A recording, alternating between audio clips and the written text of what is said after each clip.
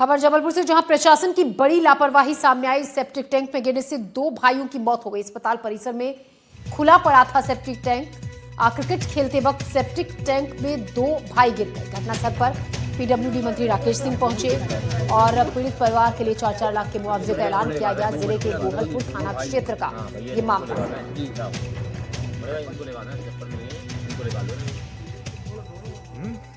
Septic tank खुला था, बच्चे 5:30 बजे करीब खेल रहे थे, तो वो बॉल लेने के बहाने नीचे आए, तो वो बाउंड्री कूदे थे क्योंकि झाड़ियों के ऊपर बॉल डली थी, तो वो देख नहीं पाए कि नीचे सेप्टिक टैंक है, तो दोनों उसमें घुस गए जाके। नाम विनायक विश्वकर्मा था और एक का नाम कान्हा विश्वकर्मा था। दोनों भाई थे। दोनों की, एक की उम्र 12 वर्ष है, एक की 10 वर्ष है। मनमोहन नगर अस्पताल घटना है। बच्चे क्रिकेट खेल रहे थे और बॉल अंदर आने पर बॉल लेने के लिए अंदर आए थे, तो यहाँ टैंक पर एक विनायक विश्वकर्मा और कान्हा विश्वकर्मा, जिनकी उम्र 10 साल और 12 साल है, त्रिमूर्ति नगर के रहने वाले हैं। टैंक में डूबने से मृत्यु हो गई। शवों को प्राप्त कर लिया गया। पंचनामा कार्रवाई करके अग्रिम कार्रवाई की जाएगी। दुखद घटना है। 2 बच्चे एक साथ दुर्घटनावश काल कवलित हुए हैं। दोनों ही छोटे हैं और जैसे ही सूचना प्राप्त हुई, माननीय मुख्यमंत्री जी के साथ हम सभी लोग बैठक में थे और उसके पश्चात सीधे यहाँ आए हैं। बड़ा दुख है। वो क्षतिपूर्ति तो नहीं हो सकती जो बच्चों के जाने से उनके परिवार को है। जबलपुर में सेप्टिक टैंक में गिरकर 2 बच्चों की मौत के मामले में हादसे को लेकर अस्पताल परिसर में भी कांग्रेस का प्रदर्शन देखने को मिला। लापरवाही के आरोप लगाए गए। अस्पताल प्रभारी को हटा दिया गया। इस मामले में अस्पताल प्रभारी चिकित्सक को मुख्यालय अटैच किया गया है।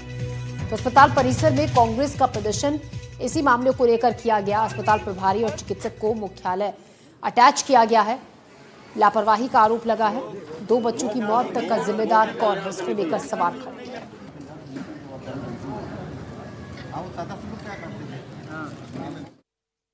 आपको जवाबदारी तय करनी पड़ेगी कि ये प्रभारी कौन था, किसकी जवाबदारी। अगर आज आप कार्रवाई नहीं करोगे, कल को और 2 बच्चों की जान चली जाएगी। अधिकारी निरंकुश हो चुका भारतीय जनता पार्टी सरकार में। इस सरकार में कोई संवेदनाएं नहीं है। ये सरकार अपने दबाव में और पैसे की लालच में लेकर लोगों की जान के साथ खिलवाड़ कर रही, लोगों की जान की बोली लगा रही, जिसका कि हम विरोध कर रहे हैं। जब तक यहाँ के मनमोहन नगर अस्पताल के प्रभारी को निलंबित अलग नहीं किया जाता यहाँ से, और जो रोगी कल्याण समिति है उसको भंग नहीं किया जाता, हम लोग यहाँ बैठे रहेंगे। ऐसा समझ में आया पुलिस के द्वारा भी, जो हम लोगों ने निरीक्षण किया, तो ऐसा लगा कि दीवार से एक बच्चा सीधे सेप्टिक टैंक पे कूदा।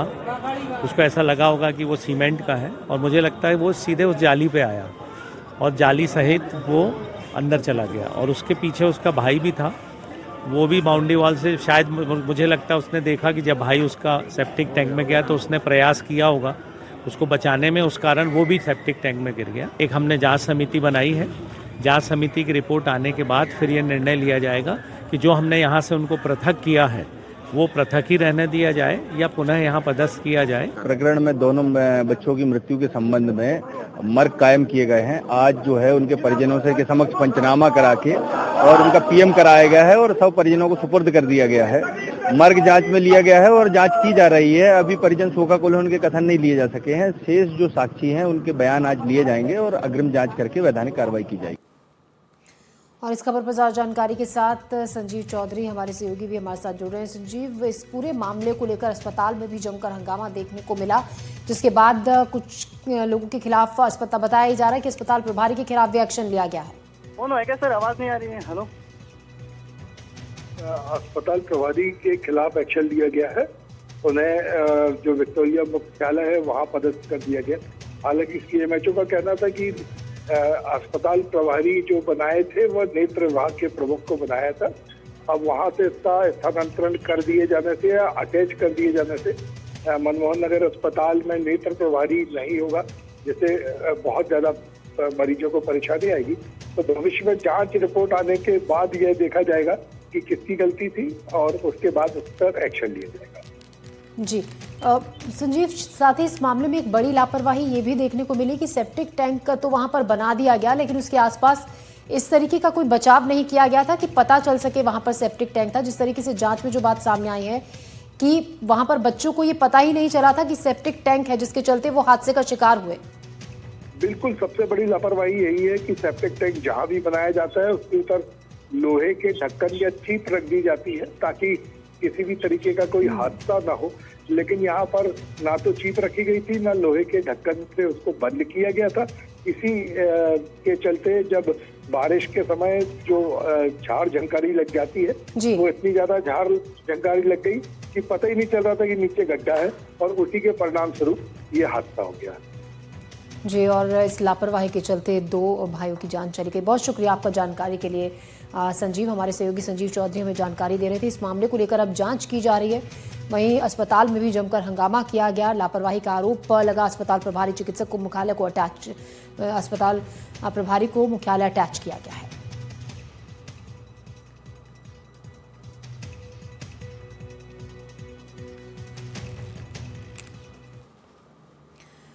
और अगली खबर भी जबलपुर से ही, जहां राशन वितरण में गड़बड़ी पर भड़के ग्रामीण और उन्होंने विरोध प्रदर्शन किया, हंगामा किया। पाटन कटंगी रोड पर चक्का जाम किया, राशन वितरण में अनियमितता का आरोप लगाया। नायब तहसीलदार ने कार्रवाई की बात इस मामले में कही है। तो जबलपुर के केमौरी गांव में राशन वितरण की लगातार काफी वक्त से, कई महीनों से शिकायत मिल रही थी कि 3-3 महीने की पर्ची उन्हें दे दी गई, लेकिन राशन केवल 1 महीने का मिला। इसी को लेकर ग्रामीणों ने हंगामा किया और चक्का जाम किया, जिसके बाद वहां पर संबंधित विभाग के अधिकारी पहुंचे। भरोसा दिया गया कि जल्द ही उनकी समस्या का समाधान किया जाएगा।